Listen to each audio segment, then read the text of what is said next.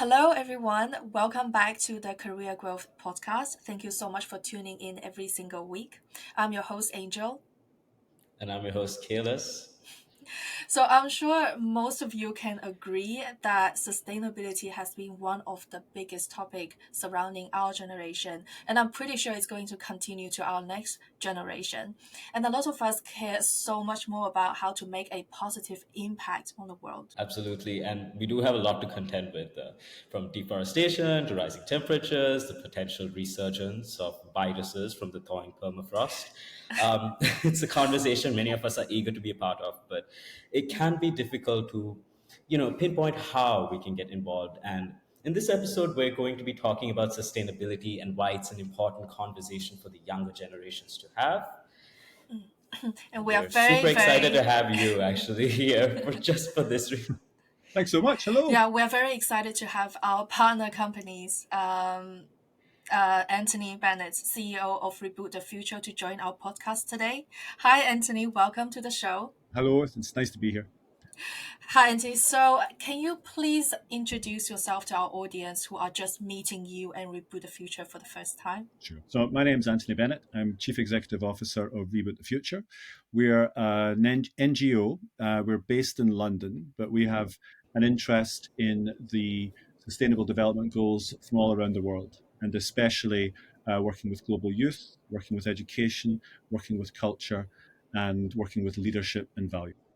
So, Anthony, last summer, and genuinely to me, it felt like yesterday, you took 4 interns into your wings and you were working with them quite closely. So, I'm wondering, what is your approach to mentoring them? Okay. Well, first of all, so we took 5 interns, specifically working with Oh you. my God, I know it was a five. lot. It was like, it was a lot of work, and uh, but we learned a lot. And they were not the only interns that we've taken. Historically, we've chosen to work very committedly with young people in internships. And we have a very specific approach for this, which we exemplified with the 5 young people that we worked with you on, Angel. And really, the experience there was a very profound one. It was a very enriching one. The 5 young people in question, they were coming from Saudi Arabia, which was not a country that I knew a whole heap of. But part of the interest for us is that we are centered around the 17 Sustainable Development Goals. And a lot of this roadmap for the future is centered around education and youth. So therefore, we treat our internships as a two-way street. Okay, it's a real and literal conversation where we can learn from young people about what their hopes and ambitions and fears are for the future, and also it helps us to certainly stimulate the organisation, but certainly to help us prepare solutions. We're very much a kind of youth-centered and sustainability-centered organisation. So having interns is our approach is we're not going to ask young people to come and work for us and just make the coffee or do the photocopying. Okay, we give them a real project, we give them something which is substantial, something which will add value both to the company and also add value to their resume as well. And that means in each case, we don't just have like a standard cookie cutter approach to each intern. We sit down with them beforehand, try and understand a little bit about their hopes and ambitions, where they are in their lives. Of course, these are mostly like young people, so you have to have proper safeguardings and proper handrails in place, but also you have to listen. And this is the first thing we do with our interns. We sit them down and we ask them to tell us about how they see life, what they hope from things. Sometimes they make mistakes, sometimes they get things wrong, but that's okay, because if you don't make mistakes, you're not learning. And also, when you do try out things for the first time, sometimes you can be the first person who's ever tried this or ever thought of this. And this is where I think having young people in the organization becomes our lifeblood. It becomes a real wellspring of our inspiration, because we actually get new, fresh, innovative thinking from our interns. In return, we try and give them a structured environment. We try and make sure that they are experiencing things that are adding value to their own skill sets as well. We give them a certain amount of autonomy, and we give them a distinct project plan where the work that they're doing is time finite because they're only with us for a certain point of time, and we try and make that time as productive as possible, as time specific as possible, and we make sure that there are defined project outcomes which we settle at the start of the internship, and then we review constantly and use the outputs in our own work when their time with us is finished. So it was great. It was amazing. And we learned a lot. In this case specifically, we learned a lot about Saudi culture. We learned a lot about their views of the West, of the business world, of the big changes that are happening within Saudi just now, and what their hopes and ambitions are. So it Mm. was very much a two-way street of learning between us. I Oh, absolutely love what absolutely, you yeah, said. Yeah, I love what you said, 100%. Anthony. It's almost felt like for people who are listening, if you are looking for an internship, please go to Reboot the Future website. See if they're looking for any interns. Well, see, It does feel like, because if I genuinely, if I am like 3 years back, and obviously I was actively looking for internships, if I know this and I know that a company that actually cares so much about me and my development and actually wants to give me an environment that help me grow instead of getting coffee and instead of doing admin tasks, I would be over the moon. I would try my best to get into that internship. So, Anthony, are you hiring? I'm just wondering. Whoa, whoa, Any Angel. but listen, Whoa, all, where are you going? yeah, so Angel, send in your resume. We can see what we do. Do I have to manage myself now? We, Sorry. I tell you, my colleagues now, if they're listening to this, they'll be like, no, no, no more interns. But for me, if there's anyone listening, uh, so um yeah, get in touch, right? Because uh, what I mean, I think there's something very interesting that has happened to the world post COVID, and of course, there's lots of terrible things happened in COVID. But I think there is a huge amount of comfort now, and people are more at ease with remote learning and remote working. And I don't think that remote learning yeah. is the answer to everything. I think having in person learning and working in office space, Mm, especially for young people, is profoundly useful.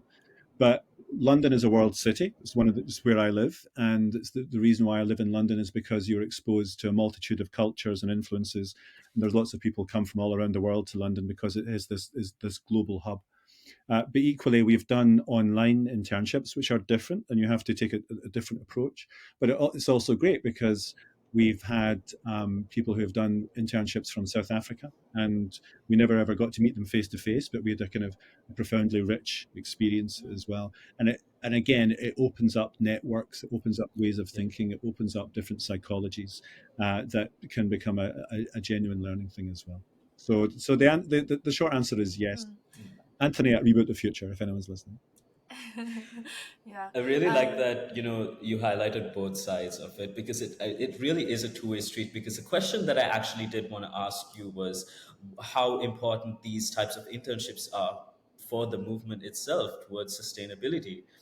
And it's good to hear that, there is a learning on both sides. Yeah, I think. I think that's a very healthy approach. Yeah, and I think uh, the I mean, we were, our focus, if you want to, be absolutely kind of brief about it, is the climate crisis, the crisis of biodiversity, and what you have is a big intergenerational crisis as well.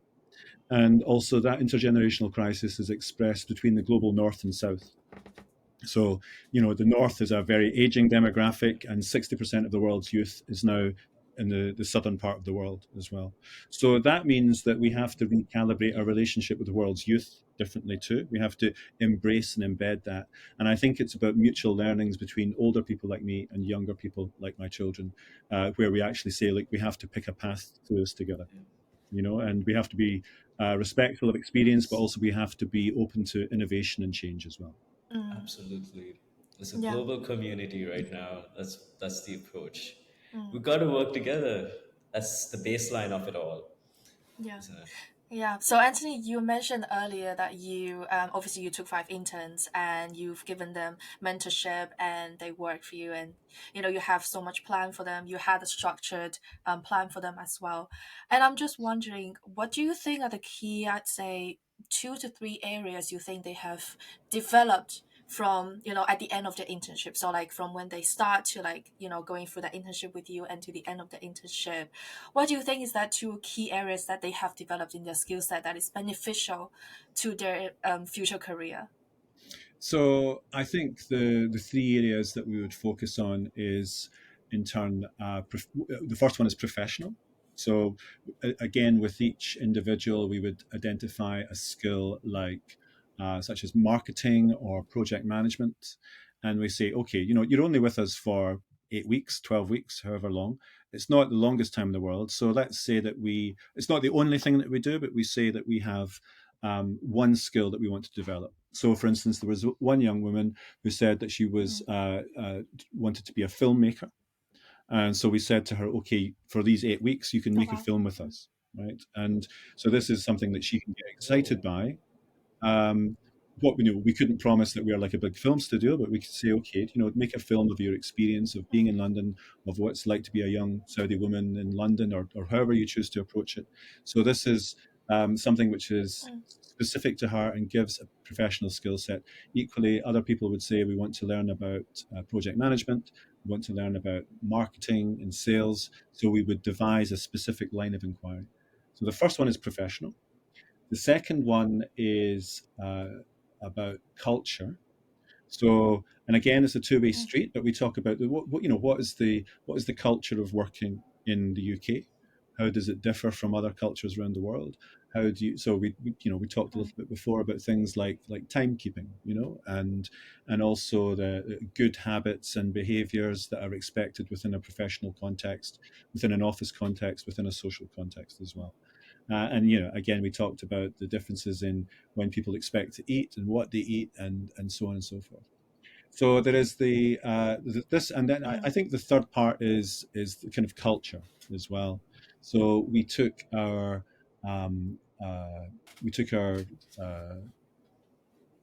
our interns on a nature walk in the countryside. We took them to a farm in England. We took them to they tell, see. yeah, they share with us. We took them to see Shakespeare Oh wow. in a play in London. I'm envious now. Um, and so every week we try to do something which is like very specific and perhaps not something they've seen before. And these are all Mm, there are great things to do and see in London. Uh, you know, for me, the interest was coming from Saudi. The experience of going into the English countryside is actually feels like it's quite a big difference, and it was really interesting to see their reactions and it is. experiences. But also, it struck me, that maybe in some countries there's not such a strong traditional of dramatic theatre as well. So when you take them to see Shakespeare, it might also be their first Yeah. experience of seeing a play. So and all the stuff Mm, is like mm, is super accessible for us within London. But so it's our pleasure mm, to introduce these things. I'm not saying the internship was all fun. A lot of it was hard work, but we make sure that we are mixing these things up. So yeah. like I say, the professional and the cultural and the social are three key things. Mm-mm. I love that. I love that. It's again, if you are looking for interns, but moving on because we previously we talked about Reboot the Future, we talked about your intern, but now we'd like to know more about you because you have experience in both corporate, non-profit sector, and you have your interest in academia. So like, how did you start out and like eventually lead to your current role as the CEO of Reboot the Future? Well, my career path is not a sort of straight line, but I started my training. I Mm, went to art school in Glasgow, and then I pursued my studies at art school in Chelsea. So I started my training as an artist, and I studied a discipline which was then called environmental art. And environmental art then mm, was about not making just artworks for the gallery, but making it for society as well. And there used to be a kind of a phraseology within it of the work is half the context. Okay, so by which meaning that where you make the mm, work and who you make it for and how it is cited and how the work is used, these are all uh, as important to the work, who the audience is, thinking about these things. So these two words, environmental and art, they have been the sort of two poles of my career. And through my life, I've worked in the cultural sector, and I've also worked within the environmental sector. So I worked for a number of years at WWF, World Wildlife Fund, but I also worked for the National Opera here in London and other similar institutions as well. So when I came to Reboot the Future, it gives me an opportunity to reconcile my two interests. Okay, and I think Yeah.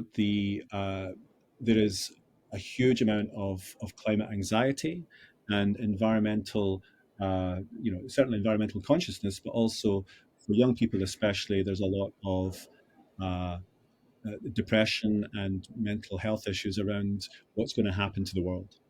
And I think this is utterly legitimate. I think if you're a young person just now, there's good and legitimate reasons to be worried about what the future will look like. So what we say is that the way that we're going to get out of this is culture. Okay, it's not going to be a technocratic fix. Like the science is good. We've got more science in our lives now than we've ever had in the past. So don't worry about the science; it's going to look after itself. But what we have is a real crisis of values and a real crisis of culture. And this is where our work is. It's about when we say to people that we need to stay within 1.5 degrees of temperature, that's not how people think about their lives. It's not how you and I, when we go for a sandwich Yeah. or walk the dog or go for a shower, it's not how people think about their lives day to day. People think about their lives through culture and through values and through community as well. So we say that these Yeah. are the ways that we're going to reach people. These are the ways that we're going to empower the youth, and that we need to have the strongest and most vital and creative cultural communications possible. Um, and we start with this in the education system, but it's not confined to that as well. So my career path is really, in a way, it's kind of come full circle. And for Reboot the Future, it gives me the opportunity to say, yes, there is a crisis just now, but there is a way out of it. And the way that we're going to do so is by learning how to communicate with one another better. Mm-mm. Yeah, that's I completely agree with that. I feel like every single few years the challenge has changed, the focus has changed. We went from climate now to a lot more about society, and what you mentioned earlier, personal, depression and anxiety. A lot has changed throughout the time, and the focuses at different times is always different. And I know, Anthony, that you care a lot about young people and you do work with them, and even on Reboot the Future website you guys have a forum for learning. You have so many resources out there for people, and you do teach every now and then. So like, how has your experience in educational academia influenced your perspective on the intersection of education and global challenges? Well, I think there was an interesting experience that happened for us all in lockdown, where what we saw was that Yeah. all the schools closed. Okay, and everything closed also, but when the schools closed, I think we became conscious of the importance of schools as social hubs. Yeah. Okay, that learning happens in communities, and that education is more than just the data. All right, it's also about the socialization. So by way of example, here in the UK, it became very apparent that um, for many young people in schools was the one place where they would get a nutritious meal, like a hot meal a day. So there's lots of young people and families that are in food poverty, and they rely on the school as not just as a place that they get a hot meal, but also the places where they learn to share food. They learn the kind of the social function of sitting at a table with others, and they learn the community aspect of being in a shared space. So I think this aspect of education is key. I think it was also interesting that we have been in dialogue with a number of young climate activists. And you may remember, I mean, it's still ongoing, the Fridays for the Future movement. and the big movement for young people to go on school strikes and kind of withdraw their studies um, as a protest against climate catastrophe. And absolutely, we support these young people, and we uh, we applaud and we amplify their efforts. But we also want to support teachers, and we want to kind of reflect the moment where the climate strikers, the young people who've got so much concern and worry, they want to come back into the classroom and use the classroom as a laboratory for the future. Okay, so we say to young people, yeah, it's 100% legitimate to be worried about the future, but the classroom is the place that we can fix this. Okay, the classroom is the place we're going to give you the tools to give you some sense of agency and empowerment in what you want to do with the rest of your life. And I think it's important that we talk about young people in this context because they are, literally the biggest stakeholder in the future. Okay, they have, if the future is a business, they have the biggest shareholder. Yeah, they have more of their lives in front of them. There is, I think, a legitimate Okay. um, uh, anger where they see a kind of an older generation that have got comfort and got pensions and they've got security, and that young people are being excluded from the opportunity to participate in that future as well. So for me, whether we stay within 1.5 degrees centigrade or not, this is up for debate. But I think the next best thing that we can be doing is preparing our young people for the future and making them climate resilient, if you can use that phrase. But actually, I think there is better language to employ where you're saying we want to allow them to have the most creative sense of purpose for the future. We want to prepare them for green jobs. We want to get them in skills that will help them build renewable energies and the appropriate forms of energy that will help us make a sustainable planet. But also, we want to talk about values. We want to talk about, we want to make sure that we are building a community through our schools, that we're using education as a way to talk about empathy and intuition, and not just repeating the same old mistakes that have led us to this stage. So we need big systemic change. And I think investing in the young people who will be the professionals and the adults for the next 5, 10, 15, 20 years, this is where the core of our interest is for education.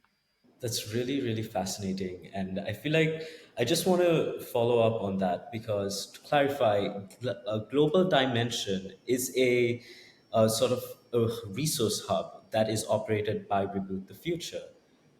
And how exactly does global dimension Well, work? Global Dimension is a resource for teachers, and we have something like 19,000 Yeah. teachers who are subscribers to it.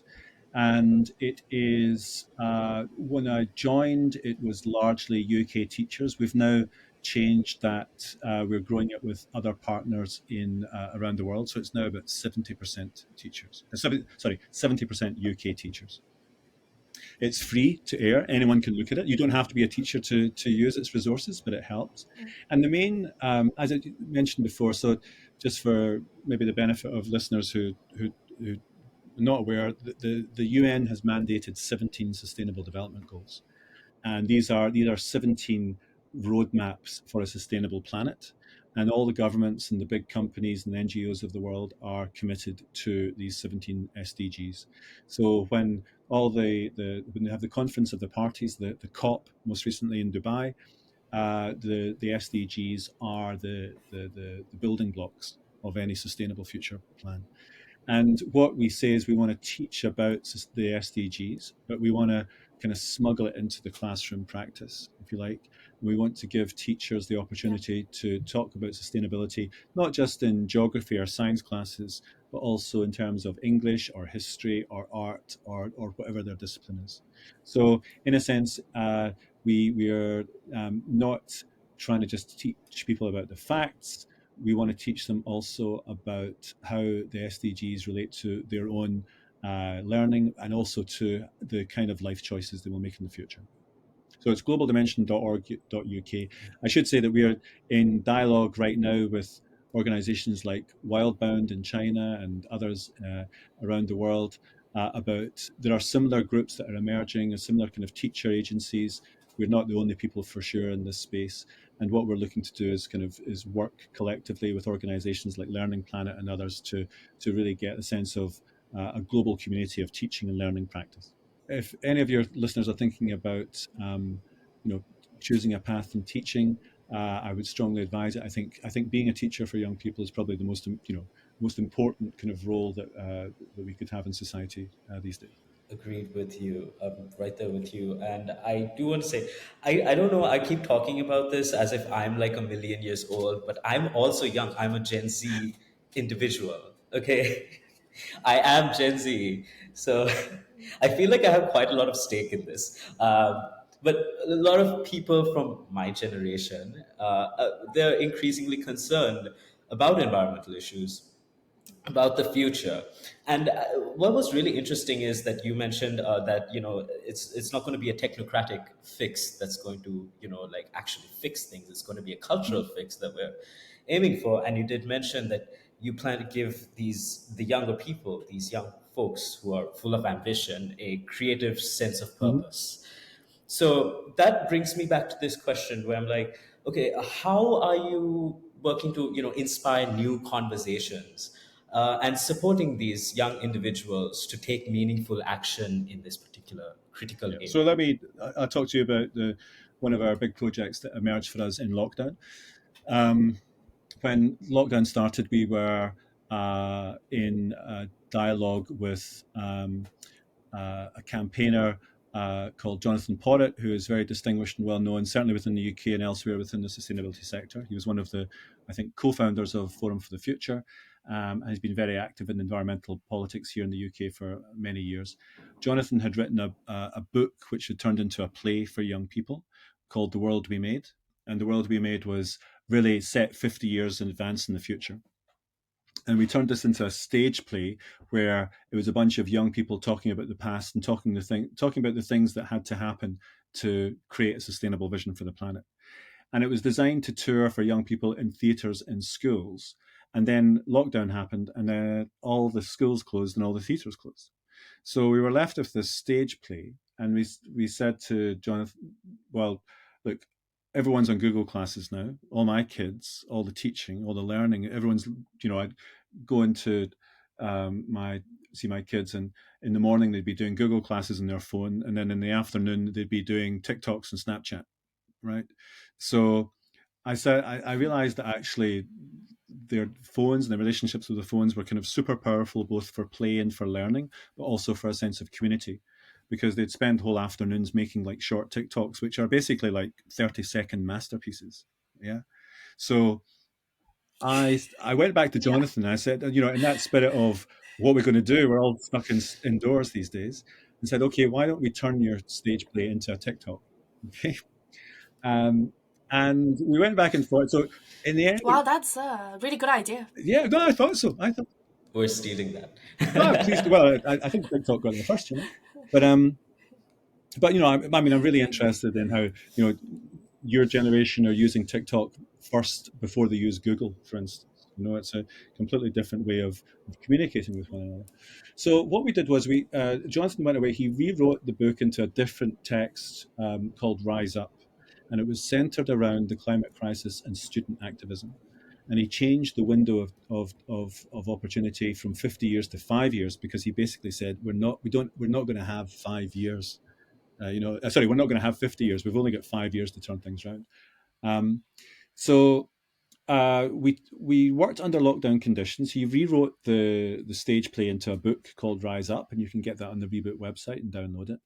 And then we worked with uh, Beth and Sophie and Becky Burchell and a creative team who on creating 5 short films. And the 5 short films were about 5 young people who are each coming to big moments in their lives where they're realizing how the climate crisis will impact them. So there is one young Indian girl who is experiencing the climate crisis through toxic pollution in India, and there's one uh, young man in London who's experiencing it through learning how to cook and prepare food. So all of us are impinged by the climate crisis, but it's through things like the air that we breathe or the food that we eat. There's another film where a young woman talks about her relationship to her grandfather and how she fails to communicate with him. And so we're using these kind of short stories. with the 5 short films, they formed like a bigger film. We worked with a youth Mm. production group in London called Theatre Peckham, and a whole bunch of young artists and creatives and actors. It was a great thing. Yeah. And then we created specific content for the teachers. So we created learning packs and classroom resources, also called Rise Up, and also saying, okay, so you have these short films, and the students will be sharing these films with one another, and but then you can use them in a classroom context to say, okay, actually, here are the learnings, here's the structured content, here are the actual kind of pedagogic kind of teaching that emerges from this work as well. So in a way, I think Mm. you've got 18,500 teachers, there's 18,500 classrooms as well. So we were looking at this, and That's then impressive. we took the model of working to um, Marks and Spencers. Marks and Spencers is, I think, probably well known, but it's a big high street store that sells food and clothing here in the UK, and it's a very traditional store.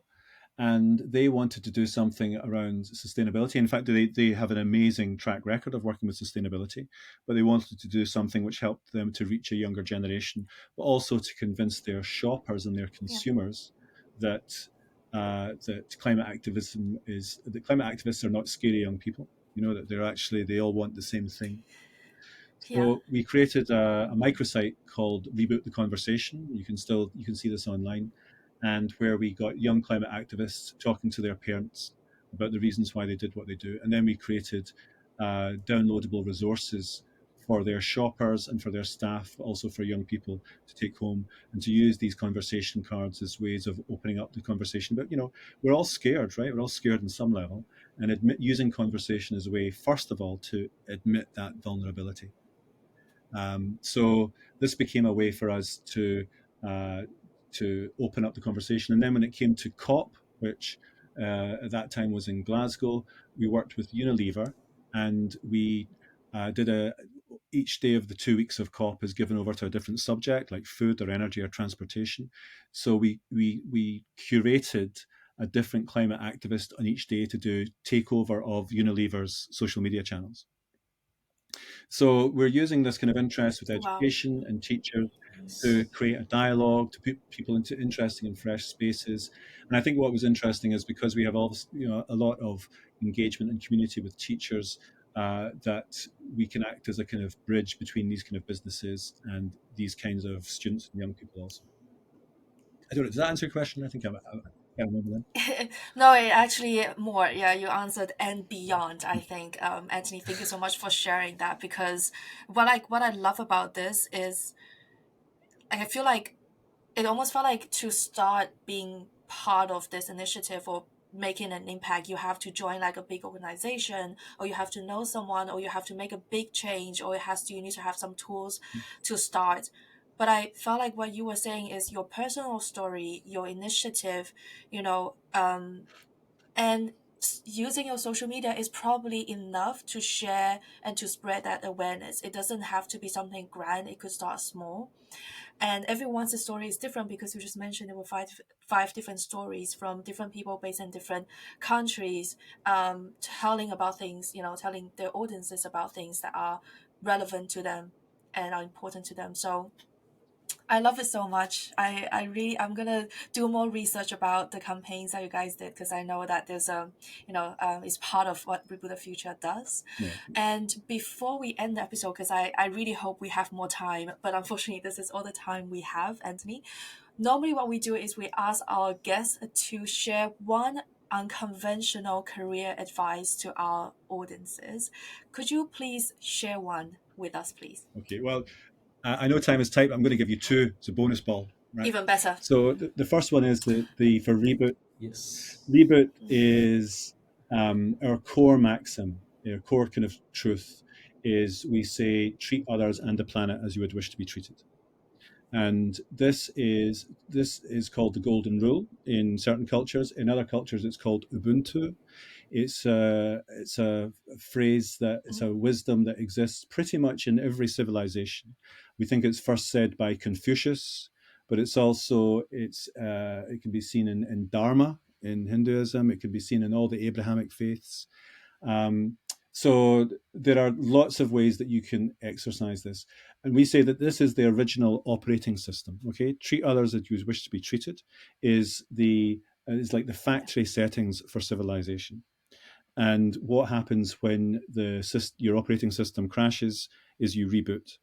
So we say that we want to reboot the future by employing the golden rule, by saying treat others as you'd wish to be treated. But we extend this to the planet, and we say that we want ourselves to treat the planet as we would wish to be treated, which is to give the Earth's resources the dignity and respect that we would expect for ourselves. And this is a very simple idea, but it has got huge and profound implications that can be extended into how we treat biosystems, how we treat communities. At a time when there is so much conflict in the world, it's how communities can engage with each other. We start with this idea of reciprocity. How would I feel if I were in this situation? How would I like Yeah. to be treated? So that is probably the core wisdom. And the other thing I would say for young people and people at the start of their careers is know thyself, is to learn to be comfortable in your own skin. There is a Scottish land campaigner who's he says when you feel overwhelmed by the huge amount of uncertainty in the world, and you ask what's my place in it and where should I start, and he says you dig where you stand, which is to say that you are capable of a unique contribution to the world that nobody else can make, and that you Yeah. have to start with this idea that actually you have a unique offer and you don't have to sacrifice it for somebody else. So the idea is, be yourself because everyone else is taken, and be authentic in yourself, and that is what will sustain you. It's wonderful advice, honestly. Golden. Golden rule. But unfortunately, that is the golden rule. There we go. And weirdly enough, that was kind of like the guiding principle for most of my childhood as well. It's like know thyself was we had to repeat it every week because just for some background, Yeah, Aristotle. yeah, yeah, yeah. So uh, there we go. But it was so nice having you on our podcast, and I really do wish that we could continue this conversation because I feel like I have like 5,000 more Same. questions to ask. So, unfortunately, we have to end. But thank you so much, Anthony, and of course, Reboot the Future. Thank you for your time and for your insights. And to our listeners, please subscribe to our podcast and follow us at Capital Placement. And also send us your questions. We are always listening and we're looking out for conversations that need to be had. So, yeah, we're out there. Well, thank you so much. It's Hit been a us real up. pleasure. Thank you so much, and we'll see you next week. Bye. Goodbye. See you. Bye.